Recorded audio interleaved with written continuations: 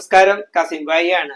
അപ്പോഴേ പെരുന്നാൾ ഇതാ നമ്മുടെ പഠിക്കലെത്തി. ഇന്ന് 27-ാവാണ്. എല്ലാരും തുണിയെടുക്കാൻ പോകുന്നതും സക്കാത്ത് കൊടുക്കലും ഒക്കെ ആയിട്ട് ഇങ്ങനെ ജഗജില്ലിയായിട്ട് നടന്നുകൊണ്ടിരിക്കുകയാണ് അല്ലേ. ഒപ്പം നല്ല ചൂടും ഇടയ്ക്ക് മഴയും കാര്യങ്ങളൊക്കെ ഉണ്ട്. അപ്പൊ ഈ പ്രാവശ്യം നമ്മുടെ പെരുന്നാൾ എന്ന് പറഞ്ഞു കഴിഞ്ഞാല് ഞങ്ങൾക്ക് ആഘോഷങ്ങളൊന്നും ഉണ്ടാവില്ല. കാരണം വെച്ച് കഴിഞ്ഞാല് ആഘോഷം ഇല്ല. നമ്മുടെ വല്യമ്മ മരിച്ചിട്ട് ഇന്ന് 4-ാമത്തെ ദിവസമായിട്ടുള്ളൂ. അത് ഞാൻ എൻ്റെ കൂട്ടുകാരോടൊന്നും പറഞ്ഞിട്ടില്ല. ഞാൻ അതിൻ്റെ ഒരു ഇതിലൊക്കെ ആയിരുന്നു കേട്ടോ. ഇപ്പൊ വല്യമ്മ എന്ന് പറഞ്ഞു കഴിഞ്ഞാല് എൻ്റെ അമ്മായിമ്മയുടെ ഉമ്മയാട്ടോ, എൻ്റെ ഭാര്യയുടെ ഉമ്മയുടെ ഉമ്മ. വായി തോരാതെ വർത്താനം പറയുന്ന ഞങ്ങളുടെ വല്യമ്മ നമ്മുടെ വിട്ടു പറഞ്ഞു. ഇന്നിപ്പോ 4-ാമത്തെ ദിവസമാണ്. അപ്പൊ നിങ്ങളെല്ലാവരും പ്രാർത്ഥനയില് ഉൾപ്പെടുത്തണം കേട്ടോ, ഈ റംസാൻ മാസത്തില് പ്രാർത്ഥനയില്. അപ്പൊ അതൊരു കാര്യം. പിന്നെ രണ്ടാമത്തെ കാര്യം എന്ന് വെച്ച് കഴിഞ്ഞാല് ഇപ്പൊ പെരുന്നാൾ ഇങ്ങോട്ട് വരുമ്പോഴത്തേക്ക് നമ്മള് എല്ലാം ഡ്രസ്സ് എടുക്കലും പാച്ചിലൊക്കെയാണ്. അപ്പൊ ഞാൻ പറഞ്ഞു വന്നൊരു കാര്യം എന്താ വെച്ച് കഴിഞ്ഞാൽ ഈ പ്രാവശ്യത്തെ ഒന്ന് അങ്ങനെയും രണ്ടാമത് സാമ്പത്തികമായിട്ടൊക്കെ ഇച്ചിരി ഇതൊക്കെ ഉള്ളതുകൊണ്ട് ഈ പ്രാവശ്യം വലിയ തുണിയും കുപ്പായൊന്നും അധികമൊന്നും എടുത്തില്ല കേട്ടോ. കഴിഞ്ഞ പ്രാവശ്യമൊക്കെ നല്ല വലിയ കുഴപ്പമില്ലാത്തൊരു പെരുന്നാൾ നമ്മളെ പറ്റുന്ന രീതിയിൽ ചെയ്തിട്ടുണ്ടായിരുന്നു.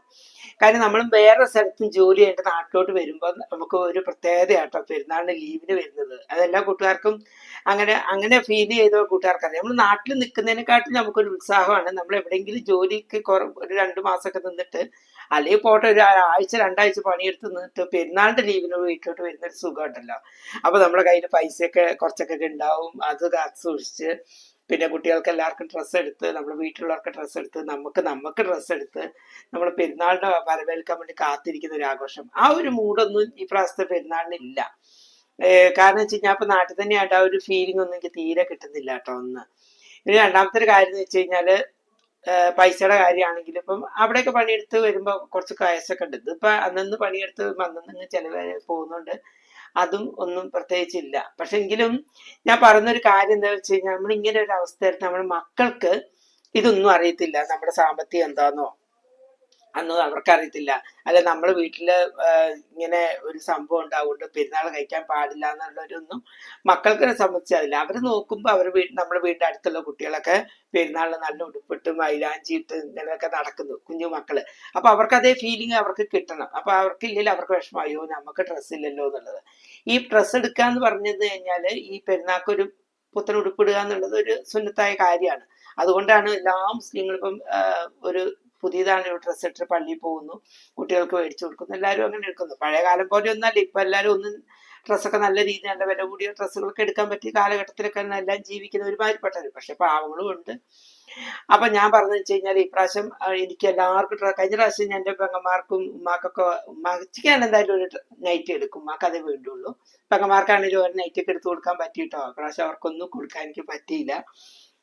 ഈ പറഞ്ഞ എനിക്കും ഒന്നും എടുക്കാനൊന്നും പറ്റിയില്ല കേട്ടോ. പക്ഷെ എനിക്ക് അങ്ങനെ ഒരു പെരുന്നാൾ ഡ്രസ്സ് നല്ല എന്തെങ്കിലും ആ ദിവസം എങ്ങനെ ഒരു ഷർട്ട് വരും.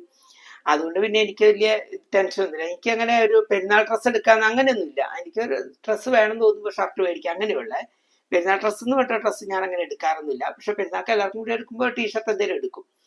അല്ലാണ്ട് അങ്ങനെ ആ ഇതൊക്കെ എനിക്ക് അങ്ങ് പോയി. പെരുന്നാൾക്ക് എല്ലാ ഡ്രസ്സ് അങ്ങനെ ഇട്ടോ അങ്ങനെയൊന്നുമില്ല ഇപ്പൊ. അപ്പൊ പറഞ്ഞു വന്നത്, അപ്പൊ കുട്ടികൾക്ക് കുറച്ച് ഡ്രസ്സ് എടുത്തിട്ടുണ്ട് ആകെ. പിന്നെ അത് ഞാൻ നിങ്ങളിത് കാണിച്ചു തരാം കേട്ടോ. എന്റെ സന്തോഷവും സങ്കടവും ഒക്കെ ഞാൻ നിങ്ങളുടെ മുമ്പിൽ പങ്കുവെക്കുന്നുണ്ട്. ഇതും കൂടി ആയിക്കോട്ടെ എന്ന് വിചാരിച്ചു. അപ്പൊ ഞാന് ഫസ്റ്റ് എല്ലാം വലിച്ചു വാരിയിട്ട് കേട്ടോ. എന്താ കാണിച്ചു തരാം.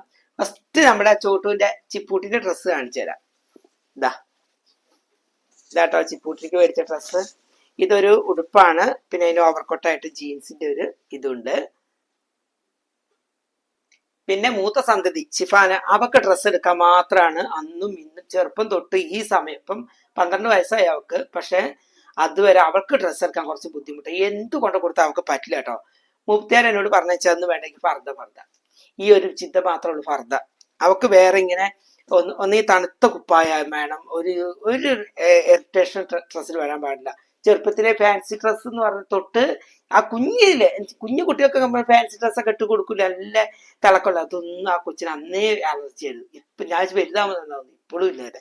അതുകൊണ്ട് അവക്ക് ഡ്രസ്സ് എടുക്കുക വെച്ച് ബുദ്ധിമുട്ടായിരുന്നു. അതുകൊണ്ട് എന്തായാലും ഞാനൊരു ഡ്രസ്സ് എടുത്തിട്ടുണ്ട്. ഇതിച്ച് തണുത്ത ടൈപ്പ് കോട്ടന്റെ ഒരു ഡ്രസ്സാട്ടോ. ഇതൊരു ഫ്രോക്കാണ്, വലിയ നീളമുള്ള ഫ്രോക്ക്. പിന്നെ അതിന്റെ ഭംഗി എന്ന് പറയുന്നത് ഈ ഓവർകോട്ടാട്ടോ. ഇതാ കാണാൻ നല്ല രസമൊക്കെ ഉണ്ട്. ഇനിയിപ്പോ ഇഷ്ടപ്പെടുക എന്തോ. പിന്നെ അതിനൊരു പാൻറ്റും. ഷാള് മേടിച്ചിട്ടില്ല, ഷാള് മേടിക്കണം ഇനിയിപ്പോ അതിന് പറ്റിയ.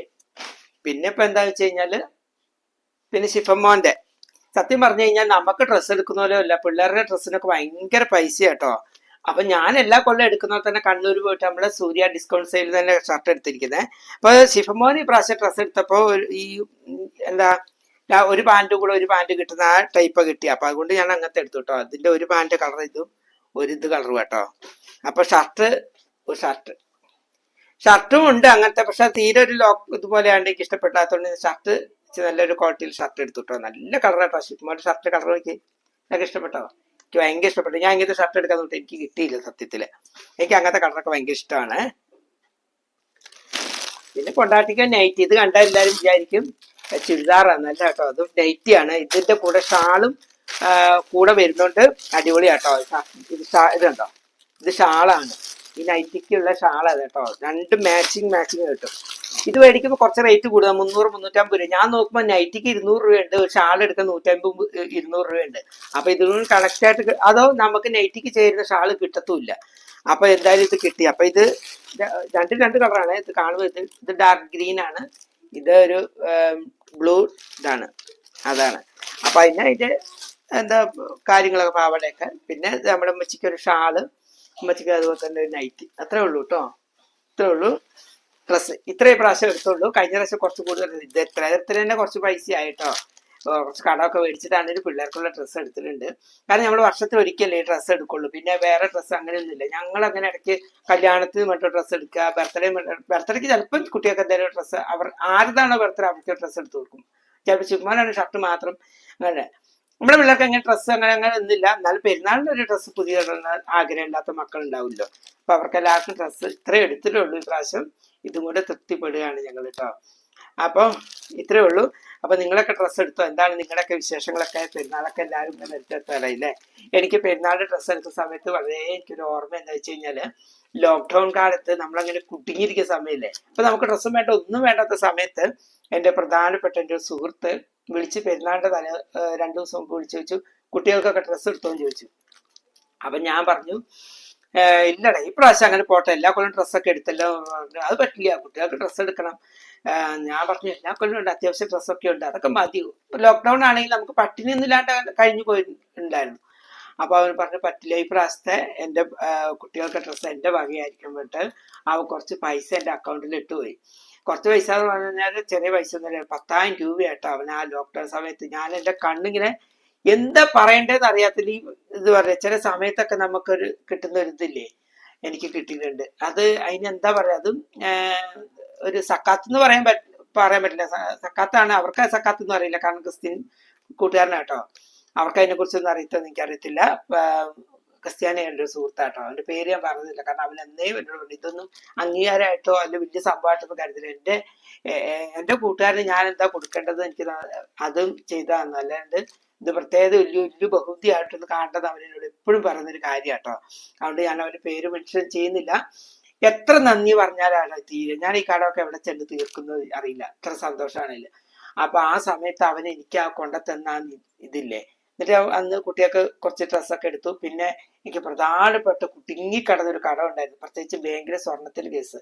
അത് ആ പൈസ അടച്ചില്ലെങ്കിൽ സ്വർണം പോവുമായിരുന്നു. അപ്പൊ ആ പൈസ വേഗം കൊണ്ടൊരു ബാങ്കില് സ്വർണത്തിലോട്ട് അടച്ചു കൊടുത്തു കേട്ടോ. കാരണം അങ്ങനെ ചില സമയത്ത് നമുക്ക് അത് ഈ ആപത്ത് ഘട്ടങ്ങളിൽ സഹായിക്കുന്നത് സുഹൃത്തുക്കളില്ലേ, അതൊന്നും നമ്മളത് പറഞ്ഞറിയിക്കാൻ പറ്റില്ല. അന്നത്തെ ഞാൻ സത്യം പറഞ്ഞ അന്ന് കരഞ്ഞു പോയ നിമിഷമായിരുന്നു എൻ്റെ ജീവിതത്തില്.